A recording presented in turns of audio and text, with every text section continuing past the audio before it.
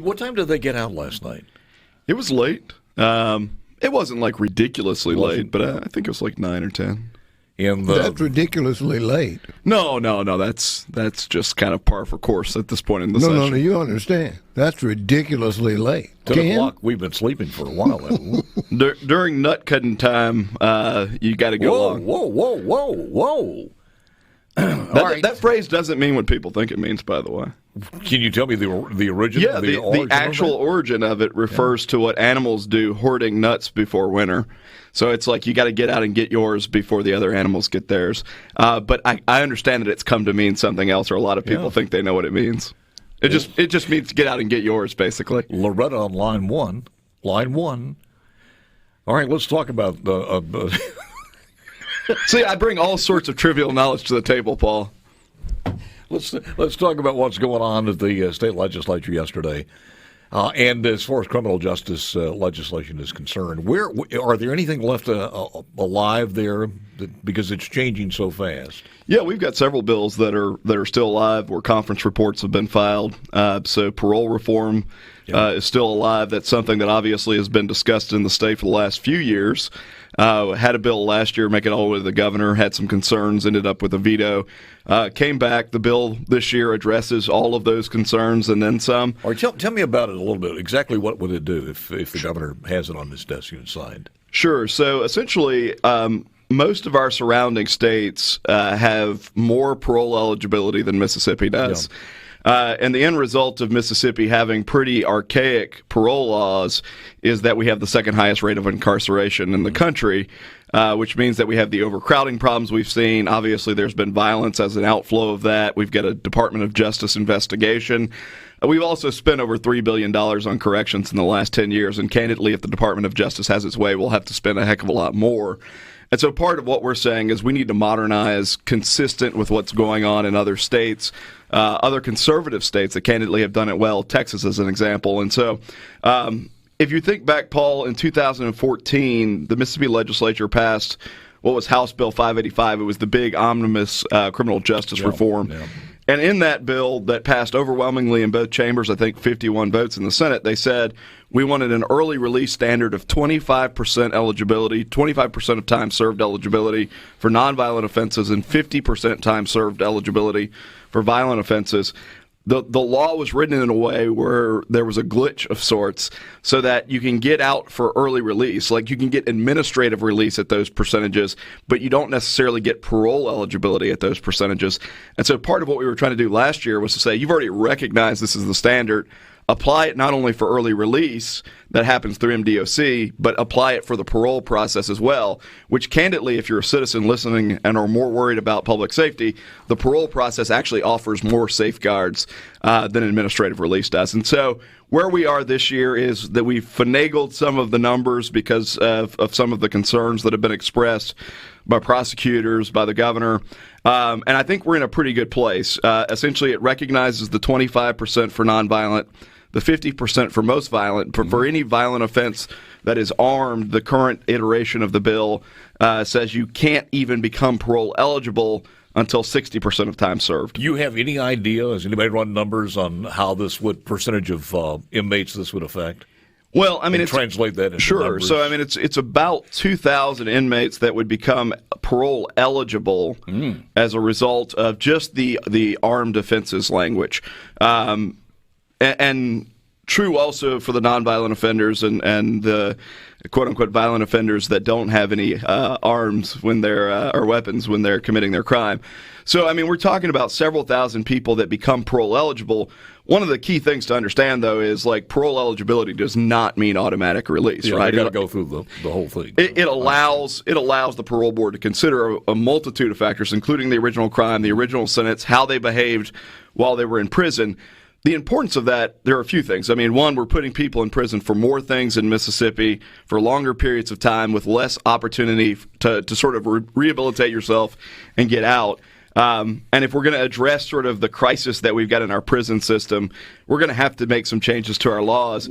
Yeah. What are your thoughts? And by the way, he's the president of Empower Mississippi. And Empower Mississippi is an independent nonprofit advocacy organization. And it's almost like performance-based organization that looks at our laws and finds out what laws that are useless, what are outdated, which ones are non-productive, and the advocacy is to work to get those things changed. Yeah, no, I mean, we like to think of ourselves as a solution center. And so, we focus on what we think are the most important issues in the state. So that's education, work, and justice.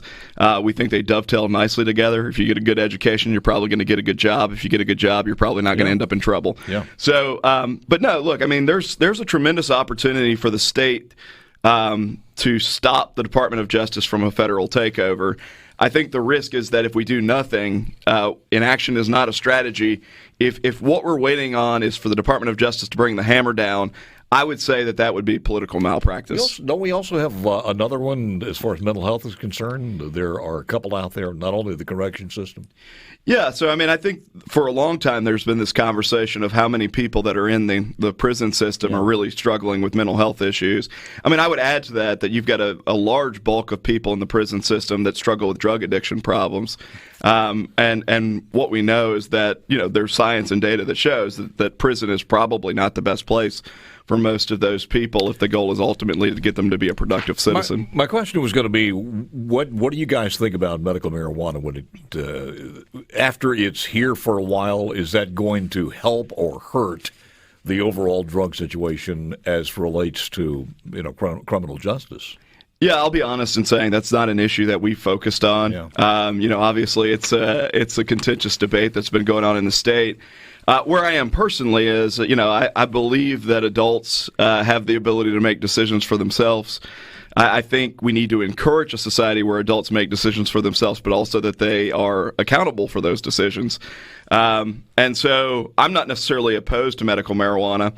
I think from an organizational standpoint, it's not something that we focused on. I mean, I think we've been pretty laser focused on what do we do to fix the problems in the correction system, not just there are liberal groups that would say, let's just let people out of prison. That's not our vantage point. I think our vantage point is, how do we safely reduce the prison population, get people into jobs where they're not going to recidivate, and then ultimately see the crime rate come down. And so if the crime rate's not coming down at the same time that we're making these changes, we're probably not making smart changes. It's one of the things that makes me feel old, because when we start talking about this, and it seemed like forever ago when we brought up the 85% rule. And I'll never forget, because I'm not even sure how many stations we had at that particular time. Probably no more than 2 or 3. I forgot what it was. But I had the audacity to say, this is a bad deal. Leave it to the judges. Why would you impose an 85%? Because it's going to lead to overcrowding. And, man, this was before social media, but I had people attacking me saying, you called yourself a conservative? Well, you got to be tough on crime? Well, this, if you look at the history of this, Paul, it started with the Clinton crime bill. Mid-'90s, President Joe Biden wrote the Clinton crime bill. Yeah. Dramatic increases in sort of drug offense sentencing, habitual laws, 3 strikes and you're out laws. Obviously, Republicans voted for that stuff, too. What we saw in the intervening years is that none of it worked.